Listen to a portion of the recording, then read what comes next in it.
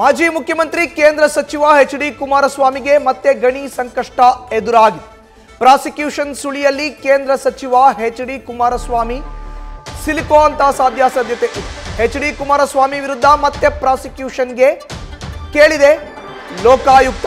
Prosecution ಸುಳಿಯಲ್ಲಿ ಕೇಂದ್ರ ಸಚಿವ H D. Kumaraswamy ಎಚ್.ಡಿ.ಕೆ ವಿರುದ್ಧ ಮತ್ತೆ ಪ್ರಾಸಿಕ್ಯೂಷನ್ ಕೇಳಿದ್ದ ಲೋಕಾಯುಕ್ತ ಅನುಮತಿ ಕೋರಿ ರಾಜ್ಯಪಾಲರಿಗೆ ಎರಡನೇ ಬಾರಿ ಪತ್ರವನ್ನ ಬರೆದಿದ್ದಾರೆ. ನಿನ್ನೆ ಸಂಜೆಯೇ ರಾಜ್ಯಪಾಲರಿಗೆ ತಲುಪಿದೆ ಎರಡನೇ ಪತ್ರ.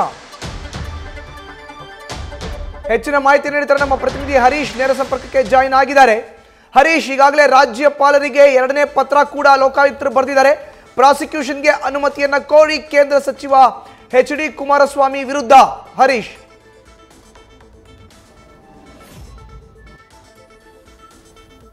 ಮಧುಸೂದನ್, ಬಹಳ ಮುಖ್ಯವಾಗಿರುವಂಥದ್ದು ಕೂಡ ಈಗ ಕೇಂದ್ರ ಸಚಿವ ಕುಮಾರಸ್ವಾಮಿ ಅವರಿಗೂ ಕೂಡ ಕಾನೂನಿನ ಕುಣಿಕೆ ಸಿಲುಕುವಂಥ ಒಂದು ಸಂಕಷ್ಟ ಎದುರಾಗುವಂತ ಅಂತ ಹೇಳಲಾಗ್ತಿದೆ. ಯಾಕಂತಂದರೆ ಕಳೆದ 2007ರಲ್ಲಿ ಇವರು ಮುಖ್ಯಮಂತ್ರಿ ಆಗಿದ್ದಂಥ ಅವಧಿಯಲ್ಲಿ ಗಣಿ ನಿಯಮ ಉಲ್ಲಂಘಿಸಿ 550 ಎಕರೆ ಗಣಿಗೆ ಪರವಾನಗಿಯನ್ನು ಕೊಟ್ಟಿದ್ರು ಅನ್ನುವಂಥ ಗಂಭೀರ ಆರೋಪ ಕೂಡ ಈಗ ಕುಮಾರಸ್ವಾಮಿ ಅವರ ಮೇಲೆ ಇರುವಂಥದ್ದು.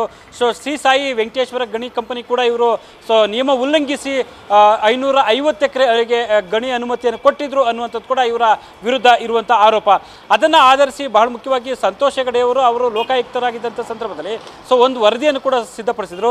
ಅದರ ಆಧಾರದ ಮೇಲೆ ಇಟ್ಕೊಂಡು ಲೋಕಾಯುಕ್ತ SIT ಕೂಡ ಚಾರ್ಜ್ ಶೀಟ್ ಸಿದ್ಧಪಡಿಸಿತ್ತು. ಕಳೆದ ನವೆಂಬರ್ ಅಂದರೆ 2023 ನವೆಂಬರ್ ತಿಂಗಳಲ್ಲಿ ಕೂಡ ಅವರು ಒಂದು ಚಾರ್ಜ್ ಶೀಟನ್ನು ಸಲ್ಲಿಸೋದಕ್ಕೆ, ಅಂದರೆ ಮುಖ್ಯವಾಗಿ ಕುಮಾರಸ್ವಾಮಿ ಅವರ ವಿರುದ್ಧ ಪ್ರಾಸಿಕ್ಯೂಷನ್ ಅನುಮತಿ ಕೊಡಿ ಅನ್ನುವಂಥ ಮನವಿಯ ಹಿನ್ನೆಲೆಯಲ್ಲಿ ರಾಜ್ಯಪಾಲರಿಗೆ ಕೋರಿದರು. ಅವತ್ತಿನಿಂದಲೂ ಕೂಡ ರಾಜ್ಯಪಾಲರು ಅನುಮತಿಯನ್ನು ಕೊಟ್ಟಿರಲಿಲ್ಲ ಪ್ರಾಸಿಕ್ಯೂಷನ್ಗೆ ಅನ್ನುವಂಥ ಚರ್ಚೆಗಳು ನಡೆದಿತ್ತು. ಇದೀಗ ನಿನ್ನೆ ಕೂಡ ಮತ್ತೊಮ್ಮೆ SITಯಿಂದ ಕೂಡ ಅನುಮತಿಗೆ ಕೊಡಬೇಕು ಅನ್ನುವಂಥ ನಿಟ್ಟಿನಲ್ಲಿ ಅವರಿಗೆ ಮನವಿಯನ್ನು ಮಾಡಿದ್ದಾರೆ ರಾಜ್ಯಪಾಲರಿಗೆ ಅನ್ನುವಂಥ ಮಾಹಿತಿ ಲಭ್ಯ ಆಗ್ತಿದೆ. ಹಾಗಾಗಿ ಕುಮಾರಸ್ವಾಮಿ ಅವರಿಗೆ ಈ ಒಂದು ವಿಚಾರ ಕೂಡ ಒಂದು ರೀತಿಯಲ್ಲಿ ಸಂಕಷ್ಟಕ್ಕೆ ಸಿಲುಕುವಂಥ ಒಂದು ಸಂದರ್ಭ ಎದುರಾಗುತ್ತೆ ಅಂತ ಹೇಳಲಾಗ್ತಿದೆ. ಈಗಾಗಲೇ ಕೂಡ ಕಾಂಗ್ರೆಸ್ ಈ ಒಂದು ವಿಚಾರಕ್ಕೆ ಸಂಬಂಧಪಟ್ಟಂಗೆ ತೀವ್ರ ಆಕ್ರೋಶವನ್ನು ಹೊರಹಾಕಿದೆ.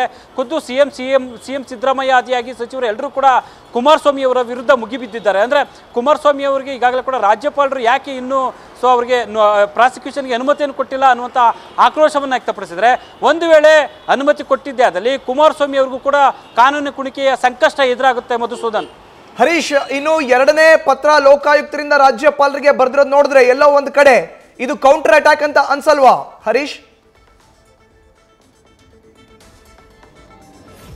ಸಹಜವಾಗಿ ಕೂಡ ಕುಮಾರಸ್ವಾಮಿ ಆಟಕ್ಕೆ ಎದುರಾಟ ಅನ್ನುವಂತಂದ್ರೆ, ಅಂದರೆ ಏಟಿಗೆ ಎದುರೇಟು ಅನ್ನುವಂಥ ಲೆಕ್ಕಾಚಾರದಲ್ಲಿ ಈಗ ಕಾಂಗ್ರೆಸ್ ಕೂಡ ತಿರುಗಿ ಬಿದ್ದಂತೆ ಕಾಣಿಸ್ತಾ ಇದೆ. ನೇರವಾಗಿ ಕುಮಾರಸ್ವಾಮಿ ಅವರು CM ಸಿದ್ದರಾಮಯ್ಯ ಅವ್ರನ್ನ ಟಾರ್ಗೆಟ್ ಮಾಡಿಕೊಂಡು ಕೂಡ ನಿರಂತರ ವಾಗ್ದಾಳಿಯನ್ನು ಮಾಡಿಸಿದ್ರು. ಮತ್ತು ಮುಖ್ಯವಾಗಿ ಪ್ರದೀಪ್ ಅನ್ನೋರು, ಅಂದರೆ JDS ಕಾನೂನು ಘಟಕದ ಅಧ್ಯಕ್ಷರಾಗಿದ್ದರು, ಅವ್ರ ಮೂಲಕ ಕೂಡ ದೂರು ಕೊಡ್ತಕ್ಕಂಥ ಒಂದು ಪ್ರಯತ್ನ ಆಗಿತ್ತು. ಇದೆಲ್ಲ ಬೆಳವಣಿಗೆಯನ್ನು ಅರ್ತಿರುವಂತಹ ಕಾಂಗ್ರೆಸ್ಸು ನೇರವಾಗಿ ಕೂಡ ಒಂದು ರೀತಿ ಕುಮಾರಸ್ವಾಮಿಯವನ್ನ ಕಟ್ಟಿ ಹಾಕುವಂಥ ಲೆಕ್ಕಾಚಾರದಲ್ಲಿ ಈ ರೀತಿಯಲ್ಲಿ ತಂತ್ರಗಾರಿಕೆಯನ್ನು ಮಾಡಿದ್ಯಾ ಅನ್ನುವಂಥ ಮಾತುಗಳು ಕೂಡ ಕೇಳಿಬರ್ತಿದ್ದಾವೆ. ಆದರೆ ಕುಮಾರಸ್ವಾಮಿ ಅವರಿಗೆ ರಾಜ್ಯಪಾಲರು ಈಗ ಅನುಮತಿಯನ್ನು ಕೊಡಲೇಬೇಕಾದಂತ, ಅಂದರೆ ಈ ಪ್ರಾಸಿಕ್ಯೂಷನ್ಗೆ ಅನುಮತಿಯನ್ನು ಕೊಡಲೇಬೇಕಾದಂಥ ಒತ್ತಡಕ್ಕೆ ಸಿಲುಕುತ್ತಾರೆ.